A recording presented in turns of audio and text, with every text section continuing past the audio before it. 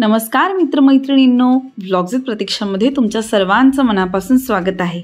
आजचा व्लॉग हा इथल्या पद्धतीतल्या बारशाचा आहे। बारशाचं आमंत्रण असल्याने मी इथे आवर्जून गेले होते, कारण इथली पद्धत जाणून घेण्यासाठी। इथे बारशासाठी असलेली एक पद्धत मला फार आवडली, ती म्हणजे बाळाला झोका देण्यासाठी जे ही झोळी बांधलेली आहे, ही त्याच्या आईच्या लग्नातली साडी आहे। इथे म्हणे ही अशी पद्धतच। हा नामकरण सोहळा अगदी साध्या पद्धतीत करण्यात आला होता।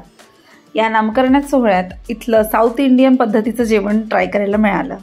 इथे व्हरायटी मध्ये राईस होता। इथे रोटी चपाती काही प्रकार मिळाला नाही, पण राईसचे 2-3 प्रकार, रायता, सांबर, हा वडा जो आहे, हा वडा आपल्या पुरणपोळीसारखाच आहे। म्हणजे जे पुरणपोळीचं स्टफिंग असतं ते आतमध्ये वरती मैद्याचं कोटिंग करून त्याला फ्राय केलेलं असतं। जेवण अगदी चवीचं होतं।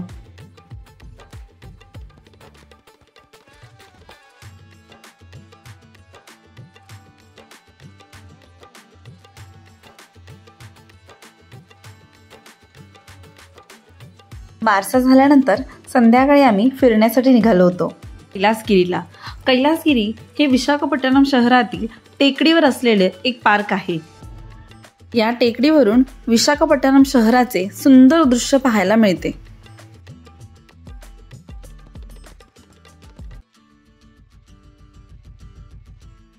आम्हाला पोचायला तसा थोडा उशीरच झाला होता, पण दृश्य अगदी मस्त होतं।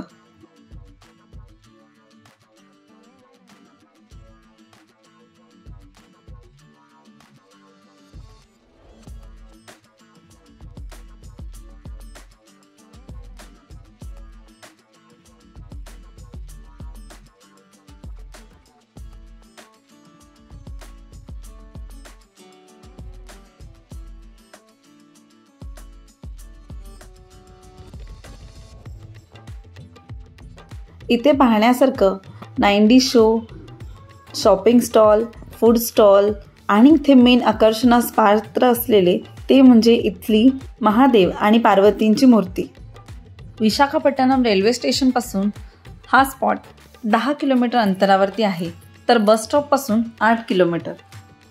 इथे आल्यानंतर तुम्ही रोपवेचा सुद्धा आनंद घेऊ शकता।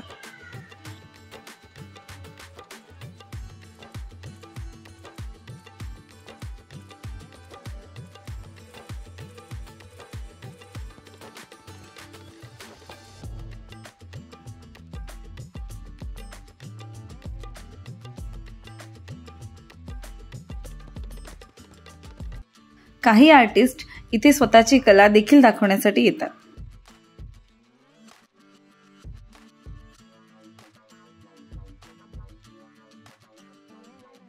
इथे बऱ्याच ठिकाणी सेल्फी काढण्यासाठी ची सोय केलेली आहे।